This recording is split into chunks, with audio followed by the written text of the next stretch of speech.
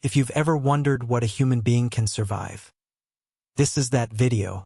Not movie survival. Not plot armor. Real people. Real stakes. Real history. Some survived by hiding in spaces so small they could barely move. Some survived a long journey across water and lived long enough to tell the story. Some survived the legal system, the ocean, and war, then came home and rebuilt a life. These aren't legends. These are documented events recorded in court files, autobiographies, newspaper accounts, military records, and archives. This is the most unbelievable survival stories in Black history explained. And the first story begins with a woman who disappeared without leaving the city. Harriet Jacobs' survival wasn't a dramatic escape on horseback or a daring theft. It was silence.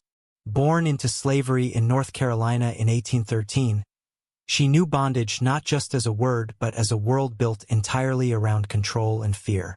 When she was still a young teenager, her enslaver began subjecting her to relentless sexual harassment. Refusing to surrender her body to him became a battle she could never win in the open. So she made a decision that sounds almost impossible. She hid. Not for days. Not for months. But for 7 years, hardly higher than a crouch, in a tiny attic-like crawlspace above her grandmother's home. The garret was barely 9 feet long, 7 feet wide, and 3 feet tall at its highest point. Day after day she lived there with no light, no room to stretch, and only holes drilled into the walls for air and the occasional glimpse of the world below. Imagine that, existing in the space between walls, so close to freedom yet barred from it. She couldn't walk outside. She couldn't embrace her children. And every moment brought the risk of discovery, which would have meant being dragged back into slavery and punishment. Her survival wasn't merely physical. It was psychological. She endured stifling summer heat and bone-chilling winter cold. She endured isolation and fear. And every day, she watched time pass. Not in the sunlight, but in the shadows. But she didn't just wait. She planned. She calculated her moment to escape once danger lessened, and she knew her children were safe. When the opportunity finally came in 1842, she slipped out of hiding, boarded a ship to the north, and made her way to freedom. And she didn't let her story die in the shadows. She wrote it down. In 1861, under the pseudonym Linda Brent, she published incidents in the life of a slave girl, one of the most powerful first-hand accounts of slavery ever written, and crucially, one of the first by a black woman. Her survival was not just escaping a physical chain. It was surviving in a place where life was hidden, and then choosing to tell the world about it. In 1849, a man named Henry Box Brown made a decision so extreme it sounds fictional. It wasn't. Born into slavery in Virginia, Brown had watched his wife and children sold away from him. That was the breaking point. Freedom would not come by waiting. It would come by risk.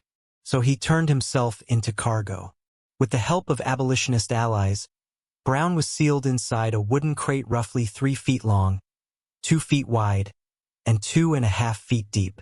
The box was labeled as dry goods and shipped from Richmond to Philadelphia, a journey of about 27 hours by wagon, rail, and steamboat. Inside that crate, he had almost no room to move. No guarantee the box would stay upright. No certainty he would survive the heat, the air shortage, or mishandling along the route. At one point, the box was reportedly placed upside down. Blood rushed to his head. He later wrote that he felt his eyes swelling as if they would burst. He had no way to signal for help. No way to adjust his position. He endured it. When the crate finally arrived at the anti-slavery office in Philadelphia, it was opened by abolitionists. Brown unfolded himself from the box. Cramped, dehydrated, but alive. The moment was later immortalized in an 1850 lithograph titled The Resurrection of Henry Box Brown at Philadelphia, now preserved by the Library of Congress. The title wasn't accidental. To the people who saw him step out of that crate, it looked like resurrection. What makes this story powerful isn't only the physical survival. It's the symbolism. A system tried to reduce him to property, to a shippable asset, something that could be boxed, traded, and owned. So he used the shipping system itself to escape. He weaponized logistics. He turned confinement into transport. He transformed a container of oppression into a vehicle of liberation. After gaining freedom, Brown became a lecturer and abolitionist, telling his story publicly. He refused to let the world forget how far a human being would go to be free. He didn't run through forests. He didn't steal a horse. He mailed himself into history. In December 1848, 2 enslaved people in Georgia made a plan that depended not on hiding, but on being seen. Ellen Craft was light-skinned, the daughter of an enslaved woman and her white enslaver. William Craft was a skilled cabinet maker. Together, they designed one of the boldest escape strategies in American history. Ellen would disguise herself as a wealthy white Southern planter traveling north for medical treatment. William would pose as her enslaved servant. It was a plan balanced on performance. Ellen cut her hair short. She wore men's clothing and bandaged her right hand, pretending it was injured so she would not be expected to sign documents. She also wore green-tinted glasses and kept her face partially covered, reinforcing the illusion of illness. They didn't sneak through forests. They bought tickets. They boarded trains. They rode steamboats. They stayed in hotels. At every stop, officials could have asked questions. At any moment, someone might have recognized them. The Fugitive Slave Act was already in effect. Capture meant brutal punishment, but visibility was their shield. White society expected to see a slave beside a white master. That assumption became their protection. No one imagined the master was an enslaved woman in disguise. Over several days, they traveled more than 1,000 miles. On Christmas Day, 1848, they arrived in Philadelphia free. Their story was later published in 1860 as Running 1,000 Miles for Freedom, a first-hand account that detailed the tension of each step north. What makes their survival extraordinary isn't only the disguise. It's the discipline, to remain in character under constant pressure, to answer questions calmly while knowing a single mistake could end everything, to walk directly through the machinery of slavery without flinching. They didn't survive by disappearing.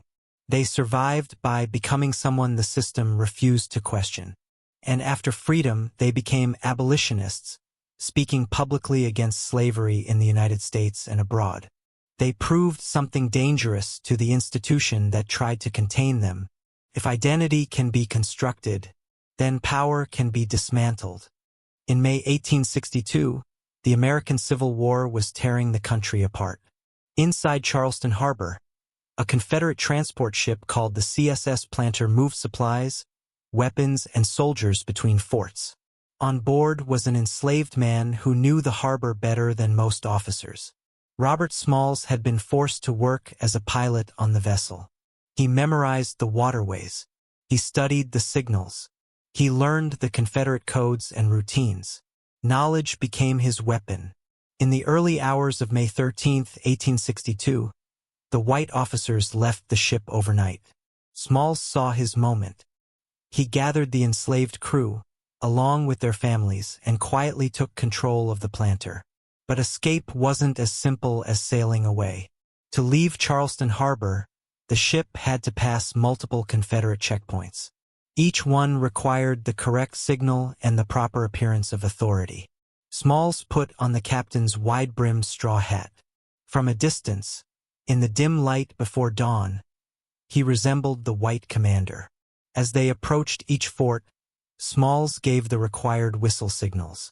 The forts signaled back. They were waved through. Only after clearing the final Confederate battery did Smalls lower the rebel flags and raise a white sheet of surrender. He steered the ship toward Union naval forces blockading the harbor. When Union sailors realized what was happening, they didn't fire. Instead, they received one of the most valuable prizes of the war, a Confederate vessel loaded with artillery, and a man whose intelligence would help the Union cause. The event was widely reported in northern newspapers, including Harper's Weekly. Smalls was celebrated not just as an escapee, but as a strategist. His survival did not end with freedom. He went on to serve as a pilot for the Union Navy. After the war, he entered politics during Reconstruction and was eventually elected to the United States House of Representatives.